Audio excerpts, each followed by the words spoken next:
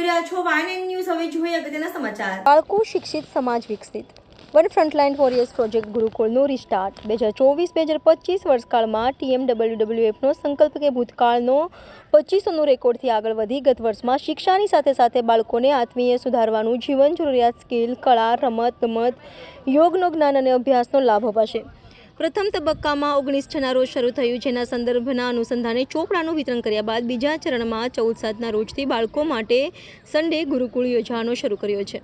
Warriors અને સાંઈરામ ભક્તો દ્વારા જ્યાં જુઓ ત્યાં મોટા સંસ્થા ચોપડાનું વિતરણ કરી કે અમાવસ પૂનમના દિવસે અન્ન વિતરણ કરી કોઈ મંદિર કે અને ક્રિકેટરને ફૂલ ચડાવવા કરશે, જ્યાં પ્રસિદ્ધિ મળશે, કેમ કે સોશિયલ મીડિયામાં ફોટો મૂક્યા બાદ લાલસાવાળા પત્રકાર અને એવોર્ડ શો આયોજકોને પૈસા આપીને પોતાના એનજીઓવાળા સમાજસેવક જણાવે છે, જેનાથી એમને આર્થિક લાભ મળે, જેના લીધે સમાજ સેવા ધંધો બની ગયો છે. પ્રસિદ્ધિ અને પૈસાનો આવા માહોલને ટકોર કરતા ડૉક્ટર સૈનીએ કહ્યું કે એસીમાં બેસી પૈસા બનાવે છે એ ઢોંગી છે.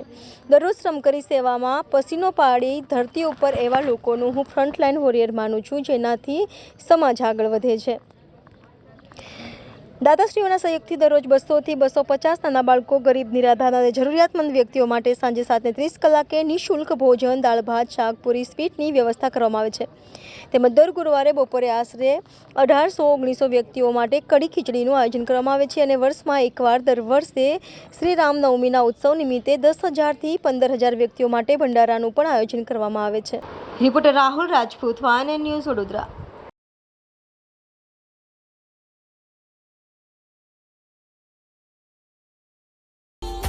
Subscribe now and press the bell icon. Never miss an update.